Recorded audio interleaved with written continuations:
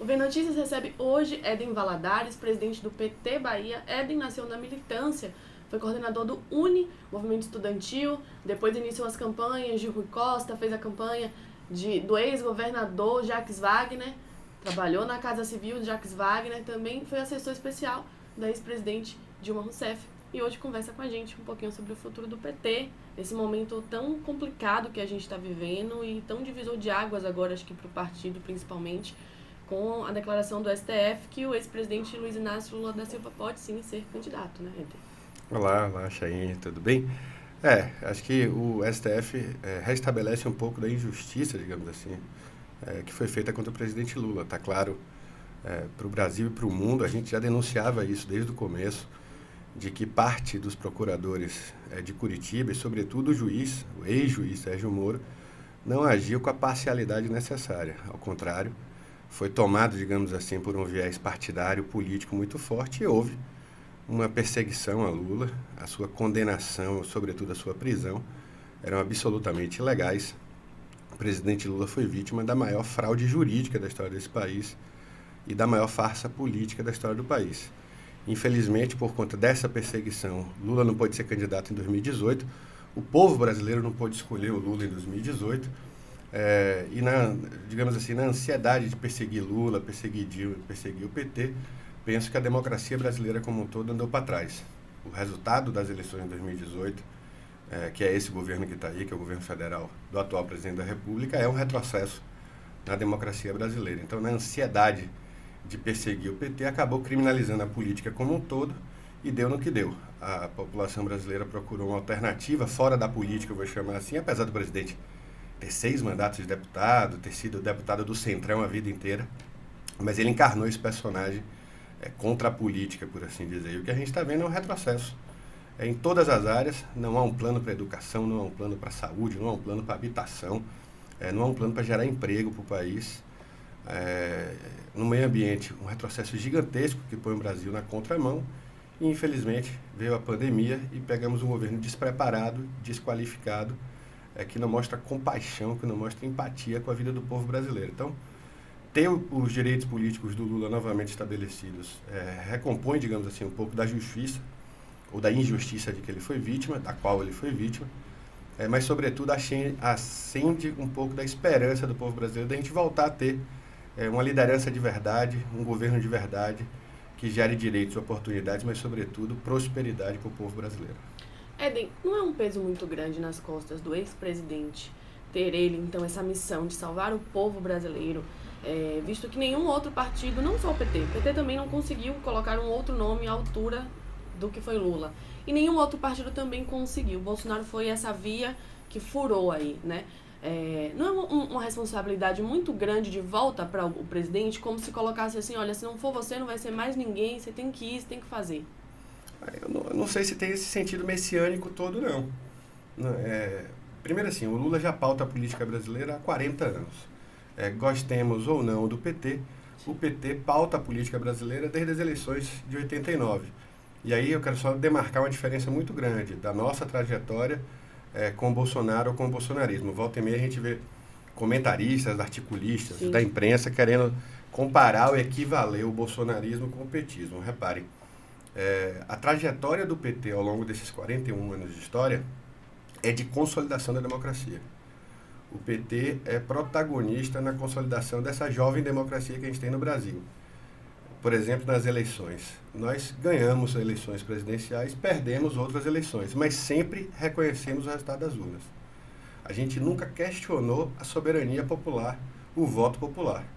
Bolsonaro, em 2018, já questionava e agora volta a pôr de novo em xeque o sistema eleitoral, a votação, o próprio resultado das eleições. Acho que ele não comprou vacina contra a Covid para o povo, mas está tentando vacinar a derrota que ele vai sofrer em 2022. Então, o Lula vem pautando a política nacional há 40 anos. Eu penso que o país demora a produzir uma liderança popular como é o Lula. Talvez a gente demore 1, 2 gerações. A gente teve Getúlio Vargas, talvez. Brizola quase chega a ser essa liderança nacional. Aí o presidente Lula. É difícil a gente conseguir que um nordestino, retirante, trabalhador, torneiro mecânico, se torne a liderança brasileira, né, nacional e internacional que é. Eu não penso que ele tem isso como um peso, não. Primeiro que não é isso, assim, não é ele sozinho é o salvador. É porque ele já fez, já mostrou que é possível fazer. Fernando Henrique Cardoso define Lula como alguém, um bom cristão, Fernando Henrique dizia. Que o Lula é alguém que acredita que é possível sentar na mesa trabalhadores e empresários, que é possível sentar estudantes e professores, que é possível sentar o movimento social e o movimento empresarial e construir consensos nacionais. Governou assim, governou para todos, com um olhar especial, sobretudo, para quem mais precisa. Isso deu muito certo. Lula quebrou uma regra no Brasil que dizia que primeiro a gente tinha que crescer o bolo para depois dividir. Lula mostrou que é dividindo o bolo que o Brasil cresce. É acreditando no trabalhador comum, é acreditando na trabalhadora, na dona de casa, em seu Zé e Dona Maria, como a gente diz. Então o Lula deu não só auxílio, digamos, de segurança alimentar, com o Bolsa Família e tal, que é uma perseguição dele, de colocar 3 pratos de comida na casa de todos os trabalhadores, mas o Lula deu crédito, o Lula acreditou em pequenas empresas, o Lula apostou na geração de emprego com carteira assinada. Então nós chegamos a viver um período de pleno emprego no Brasil, ali, o desemprego abaixo de 5%. O resultado disso é que todo mundo ganhou. A classe média cresceu, os mais pobres cresceram, quem era rico não deixou de ser rico no Brasil. Só que a gente conseguiu incluir na cidadania, digamos, nos processos de produção econômica, cultural, social, parcelas gigantescas da sociedade que nunca tiveram oportunidade. Aí eu estou falando dos negros e negras, eu estou falando dos nordestinos, eu estou falando dos mais pobres como um todo, nunca tiveram chance nesse país. A pequena chance que tiveram de experimentar a democracia, de experimentar a cidadania, de experimentar a prosperidade, foi com Lula. E aí aumenta a saudade. Eu tenho dito para todo mundo que aumenta a saudade do meu ex. Está todo mundo com saudade do ex-presidente, por isso que a gente pode voltar a viver esse período de prosperidade no país. Você falou de Fernando Henrique Cardoso. Engraçado. Que bom que você me chamou de você. Me dá agonia quando me chamam de senhor. Fique tranquilo, vou chamar só de você, então. O Fernando Henrique Cardoso, o ex-presidente, se encontrou também com o ex-presidente Lula, declarou apoio publicamente a Lula, né? Num eventual segundo turno. Num eventual segundo turno. E que é engraçado, porque assim, uma grande parte do PT não aceita determinadas atitudes que o presidente Lula tem, porque acha que foge um pouco da raiz da esquerda. Por exemplo, Lula se encontrou há pouco tempo com um bispo, né, da igreja, dos evangélicos e tal, logo depois de Ciro ter pousado com uma Bíblia na mão e a Constituição na outra. O PT criticou muito essa imagem de Ciro, feita com o ex-marqueteiro do PT, e depois Lula se encontrou, né? Então Lula, ele mostra, na verdade, que essa fala que o PT usa muito também, que é o fascismo, nem se acredita mesmo que a gente tem uma maioria de fascistas no Brasil? Não, maioria de fascistas no Brasil não. Nós temos um governo dominado por fascistas. Infelizmente nós temos no governo federal um presidente da República que tem pouco apreço à democracia e os valores democráticos. Não é de hoje. É alguém pautado sempre pela intolerância, pelo preconceito e por não respeito às leis. Chayenne, democracia é, primeiro, um espaço do diálogo, da busca de consenso, mas, sobretudo, é o império das leis. A democracia diz que o poder emana do povo, pelo povo e para o povo, e os poderes políticos estão delegados pelo povo para cumprir as suas obrigações constitucionais. Quem não respeita a Constituição, quem não respeita os limites da lei, não respeita a democracia. Então, obviamente, tem uma inspiração fascista aí. Nós não podemos naturalizar que o presidente da República diga que você é mulher, que é mulher, deve ganhar menos porque você é engravida. Sim. Nós não podemos naturalizar o que ele diz que os filhos dele não casarão com negras porque foram bem criados. Isso é racismo, isso é crime, obviamente tem uma inspiração fascista. Nós não podemos admitir um presidente da República que diz que o seu imóvel ou o meu imóvel será depreciado se a gente tiver um vizinho homossexual. Então, essas falas que não são novidade, ele sempre se pautou assim, ele tem essa cabeça retrógrada, ele tem essa cabeça autoritária, obviamente são falas fascistas, são falas obviamente autoritárias e fascistas. Agora, a sociedade brasileira, eu penso, ela valoriza a nossa diversidade cultural, a nossa diversidade religiosa. Você comentou aí que o PT criticou isso, aquilo. É engraçado porque o PT é muito grande, né? O PT é muita gente. Muita. Às vezes alguém do PT, um deputado do PT, uma liderança do PT, a gente toma como PT como um todo. Eu penso que o PT, se alguém do PT criticou essa ou aquela postura de Ciro ou do Lula com Fernando Henrique, foi alguém com um olhar, digamos, um pouco estreito. Sim, eu concordo. Um pouco estreito. Eu concordo. A democracia, o professor Valdir Pires, o ex-governador, ex-ministro Valdir Pires, nos ensinava que onde não há política, o que impera é a violência. E a política a gente não faz só com os iguais. Não adianta eu fazer política com quem já pensa como eu, como quem já pensa igual a mim. Nós temos que ter capacidade de dialogar, de convencer quem pensa diferente e, eventualmente, de ser convencido também. Nós também temos que ter disposição de ceder, de aprender. Acho que a beleza da democracia, a beleza da política está nisso aí. Então, é claro que nós temos que dialogar com quem não pensa igual, é claro que nós temos que acreditar que é possível a gente construir um novo pacto social no Brasil. O que eu digo novo pacto social? Esse que o atual presidente da República propõe é um pacto do ódio, da intolerância, da violência. Não à toa ele fala em colocar 6 armas na mão de todos os cidadãos, não à toa ele faz esse tipo de fala homofóbica, racista, sexista. Esse novo pacto, penso, o que nós estamos propondo é que seja um pacto da democracia, um pacto da fraternidade, da generosidade, da solidariedade, valores esses, aí sim eu penso que são majoritários na sociedade brasileira. Como que a gente chega lá, Eden? Porque assim, o brasileiro, ele é, em sua maioria, conservador. A gente vê isso. Bolsonaro foi eleito, sim, com falas homofóbicas, com falas machistas, com falas racistas, mas a gente também tem uma parcela da população que viu ele cantar, e isso a gente coloca muito nas mãos das redes sociais, desse fenômeno que foram as redes sociais, e a gente investiga isso numa CPI, inclusive, né, que a esquerda representava basicamente aborto, maconha, drogas, sem nenhum tipo de ligação com a igreja, com os preceitos de uma família conservadora, enfim. E a gente viu, então, o conservadorismo no Brasil se mostrar, falar, não, já que a esquerda é isso, a gente não quer a esquerda. E quando a gente dialoga com essas pessoas, a gente vê que, na verdade, são pessoas que defendem, sim, muitos valores de esquerda, mas que não entendem mais a esquerda como algo que represente elas, justamente por conta dessa onda de fake news que a gente vivenciou. Então, qual é o caminho para a gente voltar? Porque a gente não se elege um presidente só com quem vota no PT. Né? Então a gente vai ter que conversar com essas pessoas, vai ter que trazer essas pessoas de volta. Como que a gente faz isso? Em pleno 2022, que vai ser um ano da eleição, com as redes sociais crescendo cada vez mais, eu não acredito particularmente que esse fenômeno das fake news vai diminuir, muito pelo contrário, a gente jornalista vive isso o tempo inteiro. Então qual é o caminho?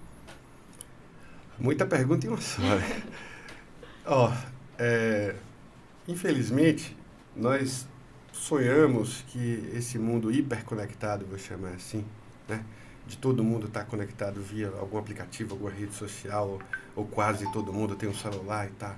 A gente consegue falar com alguém que está no Japão instantaneamente, a gente consegue ter notícia de parente que estava no interior de São Paulo. A gente pensava, eu pelo menos imaginava, que isso poderia gerar uma energia mais positiva, vou chamar assim. Mais integração entre as sociedades e entre os segmentos da sociedade, entre os indivíduos.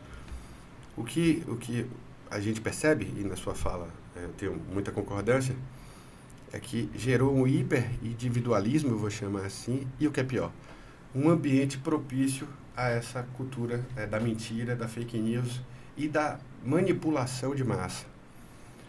Os eleitores evangélicos, eu sou católico, os eleitores evangélicos já foram taxados de serem petistas. O Lula, quando se elegeu, e a Dilma no primeiro mandato, a maioria dos evangélicos votou no PT. Votou com Lula e votou com Dilma. Com o apoio do líder maior deles. São várias, né? Eu acho que a esquerda como um todo comete um erro. Quando a gente nivela por baixo os evangélicos como um todo, são milhões de brasileiros, pensam muito diferente entre si, têm posturas diferentes, ideais diferentes. Às vezes a gente nivela só pela parte, vou chamar assim, mais fundamentalista dos evangélicos. Isso é um erro. Sim. O PT já fez isso, eu acho que o PT não pode mais fazer isso, deve até desculpa a quem fez. Nós não podemos tomar milhões de brasileiros nivelá-los pela pior parte. Os fundamentalistas, esses que pregam a intolerância, que na minha opinião tem uma interpretação errada da Bíblia, ou da palavra de Cristo, dos ensinamentos de Cristo, eles não são maioria, nem entre os evangélicos, muito menos no Brasil. Então, e uma parte grande disso que eu falei aqui, de gente que já sente saudade do Lula, também está entre os evangélicos. A última pesquisa, não lembro se foi o Datafolha ou se foi o antigo Ibope, já dava empate, 46-46, entre os evangélicos, entre Lula e Bolsonaro. Por quê? Na minha opinião, porque Bolsonaro decepciona muita gente. Tem muita gente arrependida do voto que deu em 2018. Muita gente achava que estava votando em alguém que verdadeiramente ia combater a corrupção, por exemplo. E hoje se depara com o presidente aparelhando a Polícia Federal para impedir a polícia de investigar os crimes de seus filhos, ou supostos crimes. Rachadinha, a compra de uma mansão de 6 milhões e tal. Muita gente votou em Bolsonaro acreditando que verdadeiramente estava votando em alguém com valores cristãos. Existia um fenômeno Bolso-Lula, né? Que era aquela pessoa que, se o Lula fosse candidato, ia votar no Lula. Se o Lula não fosse candidato, votou em Bolsonaro. É muito louco a gente pensar que o Brasil funciona dessa forma. Mas é real. É real. Mas eu quero só insistir no arrependimento. Então, muita gente acreditava que Bolsonaro era um cristão e que se guiaria pelos valores ou pelos ensinamentos de Jesus. E se arrepende, porque vê o contrário disso. Repare, enquanto a gente vive uma pandemia, hoje nós estamos chegando a 550 mil mortes no Brasil. Muitas delas evitáveis, que nós estamos falando de gente que está morrendo. Ontem morreram na Bahia 536 pessoas, quando isso aqui tem vacina, gente. E que o governo federal negou a testagem primeiro, negou a gravidade da doença, fez brincadeirinha, chegou a imitar um paciente faltando ar. E não tem a menor postura de compaixão, de empatia com quem está sofrendo ou com quem perdeu alguém para a Covid. Então, não há nenhum valor de fraternidade, de solidariedade, nenhum valor cristão nisso. Então, uma parte do eleitorado que acreditava nesse personagem cristão de Bolsonaro, hoje já se arrepende e já procura outra alternativa. Muita gente já votou no Lula, quer voltar a votar, por assim dizer. Mas penso que a gente tem um desafio grande respondendo a sua pergunta sobre fake news. Uma parte da leitura política sobre a eleição passada de 2020 dizia que ela não tinha sido mais tão presente as fake news na eleição. A minha opinião foi o contrário. Continuou aprofundando. Nós que fazemos política séria, baseada na ciência e em dados, na busca, digamos assim, da verdade, e quem faz imprensa, quem constrói a imprensa, tem um desafio gigantesco, que é como você fazer jornalismo e apresentar algo apurado, checado, frente ao tiozão do Zap Zap, frente à manipulação que é feita cotidianamente.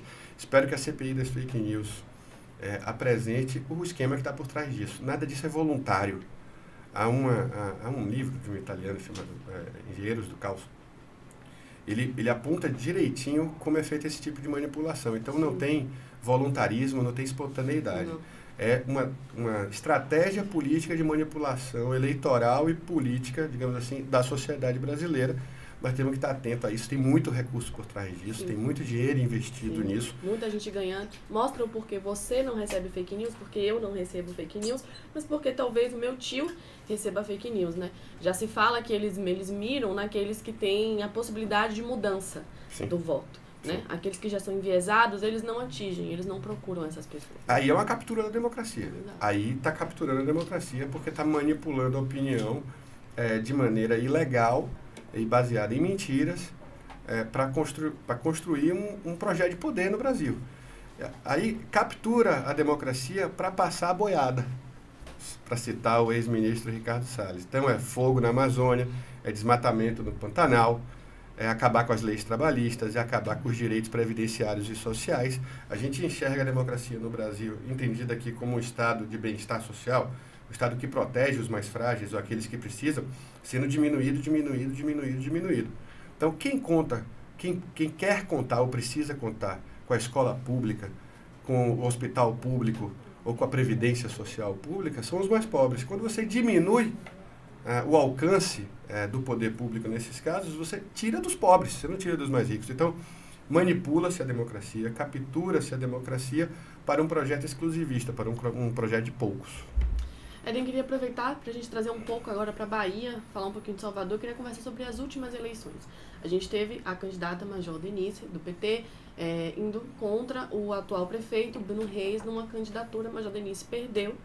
No entanto, teve um número considerável de votos. Né? Foi, acho que nos últimos anos, pelo PT, foi talvez a candidata que teve um melhor desempenho, sendo uma candidata novata na política. né, se a gente considerar dessa forma. Numericamente não, porque Pinheiro e Pellegrino tiveram mais. Mas tem um histórico político muito grande, né, atrás deles. Ela não. Mas, eu concordo com você, o desempenho dela foi muito bom. Muito, muito bom. No entanto, ela não foi muito bem aproveitada, é a minha visão. Veja, não ocupou essa esperada expectativa de que ela ocupasse uma casa civil, que ela ocupasse a liderança de uma secretaria no governo, que ela fosse construída talvez para depois um cargo a deputada federal, enfim, que ela levasse o nome de uma jovialidade para o PT e aproximasse dessa camada justamente da polícia militar, da mulher negra, enfim.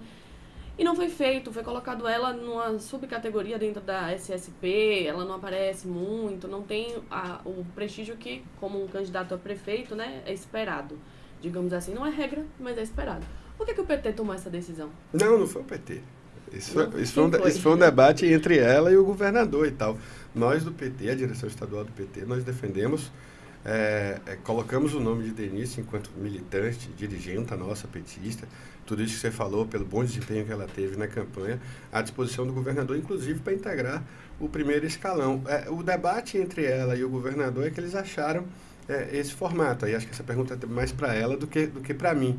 Porque é uma decisão pessoal muito forte também. Eu não sei se ela já decidiu ser candidata a deputada, né? Eu não sei se isso está resolvido consigo, com ela, com a família e tal. Já foi muita coragem da parte dela, né? Interromper, vou chamar assim, interromper, não, dar uma pausa numa carreira que é brilhante dentro da corporação dela, dentro da carreira dela. Estudante do NEIM, depois coordenar a Ronda Maria da Penha, uma pessoa de vanguarda na Polícia Militar, tudo isso. Mulher, negra, um exemplo, né, um símbolo importante. Ela abre mão dessa trajetória, dá uma pausa para ir disputar a sua cidade, para disputar a cidade que ela ama, pelo partido que ela milita. Quer dizer, formalmente ela não podia ser filiada ao PT porque ela é policial militar, mas ela construiu o PT, nos ajudou a construir o PT ao longo desses anos e foi muito bem. Ela já teve uma coragem muito grande de fazer isso, então não sei se qual é a sensação dela, gostou, não gostou, vai de novo, quer de novo. Da nossa parte, nós queremos muito, entendemos que ela é um ativo eleitoral significativo, que ela é uma liderança política importante. O teste de eleição majoritária é muito difícil, ela passou com sobras. Claro que nós perdemos a eleição, mas isso não é responsabilidade dela. Não. O desempenho dela foi muito bom nos debates, nas entrevistas. É uma simpatia, né, uma leveza muito grande. Então, nós entendemos um ativo político importantíssimo e, digamos assim, nasce uma estrela nova na constelação do PT. Verdade. Acho que nasceu uma estrela nova e nós queremos que ela tenha a liberdade e o apoio do partido para novos saltos, para novos sonhos. Aí depende muito da conversa dela com o filho, depende muito da conversa dela com o marido, com a família, não é fácil. Mas eu acho que ela está feliz onde ela está. Pelo menos eu acompanho, sou amigo, tanto nas redes sociais, às vezes eles falam no telefone. Ela está lá na Superintendência de Prevenção da Violência. Ela é um entusiasta, né, da política de prevenção à violência, enfim. Acho que é a cachaça dela, por assim dizer. Se isso ajuda ou não a ter candidatura, eu não sei. É claro que a visibilidade de ser secretária é muito maior. Mas já tem o recall das eleições. O que eu estou dizendo ela tomando a decisão de ser candidata, espero que tome, vou até olhar para ela, espero que seja candidata, venha ser feliz de novo conosco. Eu penso que não necessariamente estar nessa posição aquela de governo é o que vai dar uma boa largada para ela. Ela teve 250 mil votos em Salvador, já é um recall importante. A própria liderança que ela acho que ela já tem uma partida grande. Eu quero dizer o seguinte, nós do PT, da direção estadual do PT, nós tomamos uma decisão que para as eleições do ano que vem, fora outras, digamos assim, questões da majoritária, fazer um grande palanque para Lula, eleger Wagner governador, aprofundar esse processo de revolução democrática que a gente tem na Bahia, ampliar nossa bancada estadual e federal. Nós tomamos uma decisão de ampliar a participação das mulheres nas bancadas. Hoje nós temos 3 deputadas estaduais, não temos nenhuma deputada federal. Tem muita gente fazendo política na Bahia, tem muita mulher fazendo política na Bahia, mas há ainda uma subrepresentação muito grande nos espaços institucionais. Nós esperamos que o PT seja vanguarda nisso. Nesse sentido, ter Denise candidata seria excelente, porque é uma candidata com potencial de eleição muito grande. Então, nós queremos eleger muita mulher.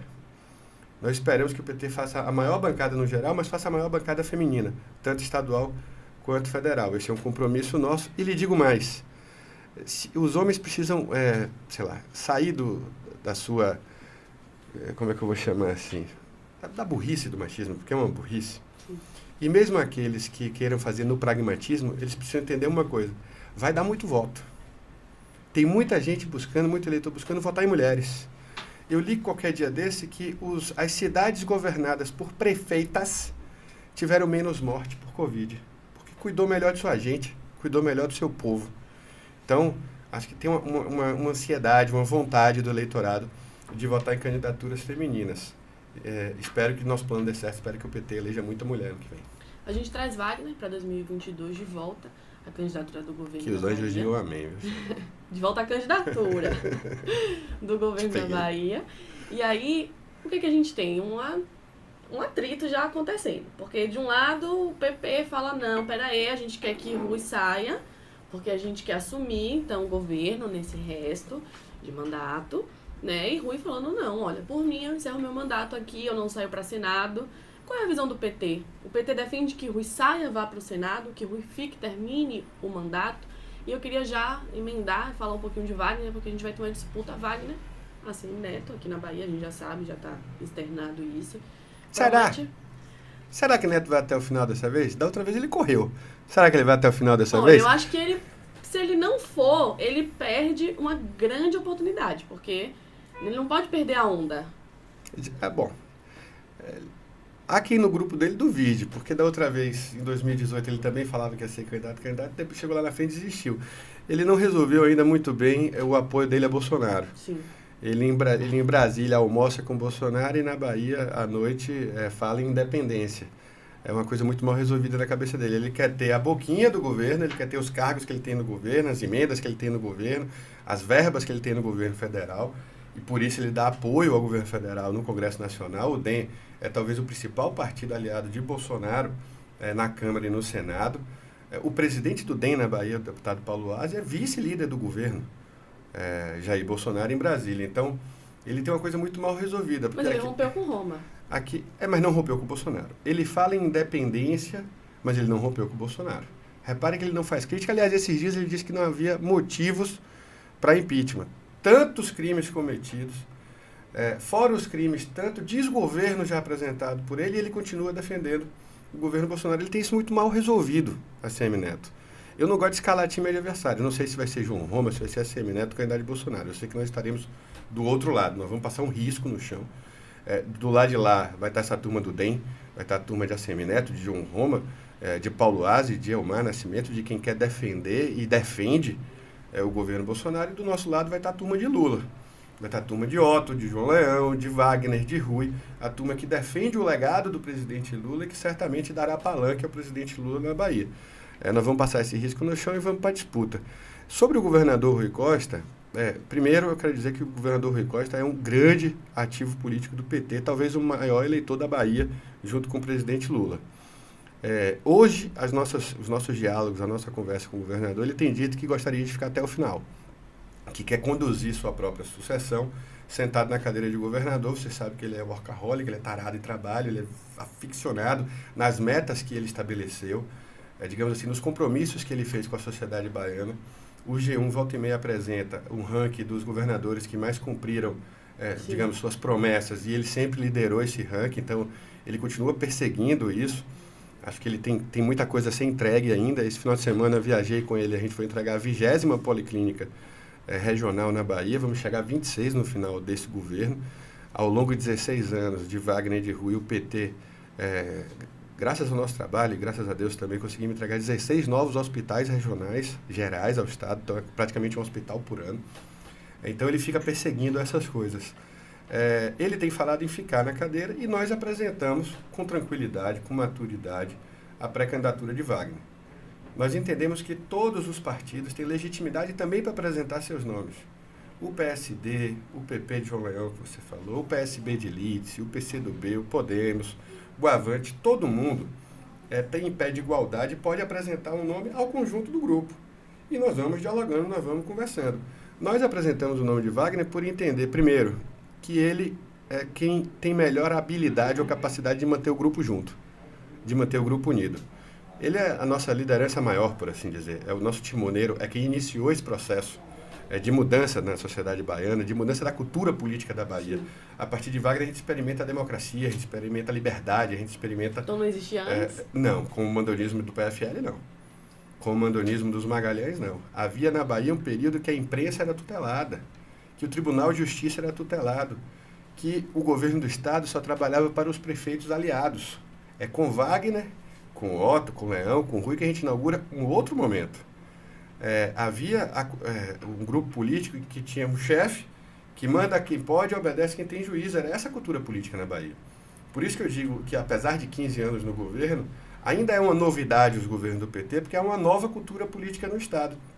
O grupo do PFL, da Arena, do DEM, como a gente queira chamar, se orgulhava de dizer coisa do tipo chicote na mão, dinheiro na outra. Então, há uma cultura política nova. E apresentamos o nome de Wagner por entender que ele pode reunir, ou quem melhor reúne as condições de manter o grupo unido, mas também que ele é quem melhor simboliza o projeto como um todo. A cara do nosso projeto, a cara do projeto de Rui, a cara do projeto de Lula na Bahia, é a cara de Jacques Wagner. Vamos, para a gente encerrar a entrevista, falar do Projeto Solidário. Já? Passou rápido, né? A gente falar um pouquinho do Projeto Solidário que o PT está fazendo aqui na Bahia por conta da onda da Covid, dessa pandemia que já dura 1 ano e meio e que tem trazido desespero para as pessoas, 14 milhões de desempregados no nosso Brasil. A Bahia tentando remar contra essa onda. Fala um pouquinho sobre esse projeto, presidente. A gente falou muito sobre 22, mas ainda temos um 21 para atravessar. Sim. É isso que você disse. Infelizmente, mais da metade da população brasileira hoje já sofre algum nível de insegurança alimentar. O que é insegurança alimentar? As pessoas tiveram que diminuir ou a quantidade ou a qualidade da comida que botam em casa. Então, democracia é como se fosse um bebê, uma criança bem pequena. A gente tem que ter atenção completa, integral. Quando a gente cuida mal, as coisas desandam muito rápido. Então, desde o golpe da presidenta Dilma, desde o afastamento da presidenta Dilma, o Brasil andou para trás muito rapidamente. E talvez o maior sintoma desse retrocesso seja justamente a fome. Nos governos do PT, não estou dizendo isso que é conquista do PT, que é conquista da sociedade brasileira como um todo. É uma nação que foi sempre marcada por duas chagas enormes, vergonhosas para a nossa trajetória. Um é o racismo, sim, que sempre marcou estruturalmente a nossa sociedade, a última nação a abolir a escravidão, e até hoje com repercussões sobre a comunidade negra gigantescas. E a outra era a fome. O Brasil sempre foi marcado por ter milhões de pessoas submetidas à mazela da fome. Então, a conquista da sociedade brasileira que se deu nos governos do PT, que foi tirar o Brasil do mapa da fome, em 3, 4, 5 anos, rapidamente a gente já enxerga a volta da fome. Então, o PT se mostra solidário a isso, ao lado dos trabalhadores e trabalhadoras que, infelizmente, têm enfrentado essa dificuldade. Claro que a gente fica pensando em eleição, a gente está brigando para ter vacina para todos e para todas, nós estamos lutando pela volta do emprego, nossos parlamentares, e aí cumprimentar os deputados federais e estaduais do PT, o nosso senador Wagner lá no Senado, lutando pela volta do auxílio emergencial, auxílio de verdade, auxílio de no mínimo R$600. Esse auxílio de Bolsonaro de R$150, me perdoe, esse está mais para vale gás do que para auxílio, gente. Em algumas comunidades na Bahia, o gás já vale R$120. O preço oficial é 90, 95, mas já tem comunidade que é R$120. E o cara oferece um auxílio para a pessoa que vai ficar em casa, que não pode trabalhar, que não pode ter renda, de R$150. É óbvio que a fome vai voltar, é óbvio que a miséria vai voltar, que a pobreza vai voltar. Então o PT está se mobilizando, nós estamos mobilizando a nossa militância, quem pode, quem tem condições de ajudar com alimento, agora nessa época de frio, de ajudar com agasalho, de ajudar com vestuário, porque quem tem fome tem pressa, quem tem fome não pode esperar. Nós mobilizamos muito na Bahia, é uma campanha permanente, enquanto a fome durar, nós vamos continuar mobilizados, digamos assim, em defesa da vida, pela vacina e tal, mas em defesa também da vida, contra a fome, que é uma chaga, uma mazela, que envergonha o nosso país. Presidente, queria que o senhor encerrasse, deixando uma mensagem para os nossos. Queria que você encerrasse essa entrevista ótima, deixando um recado para os nossos leitores que estão assistindo a gente agora também. Olha, o recado é de esperança, o recado é ainda de esperança. O Brasil é maior do que esse momento que a gente vive, o Brasil é superior a esse momento de intolerância, esse momento de incompetência, esse momento de descaso, esse momento que coloca o nosso país na contramão do mundo. O povo brasileiro é muito mais forte, muito mais rico culturalmente do que isso. Tenho certeza que essa é uma página ruim da nossa história, uma tempestade que a gente está passando, mas que nós conseguiremos reerguer o nosso país baseado no amor, na solidariedade e na democracia. O remédio para quando a democracia está em crise é mais democracia sempre. Obrigada, Obrigado, Cecília.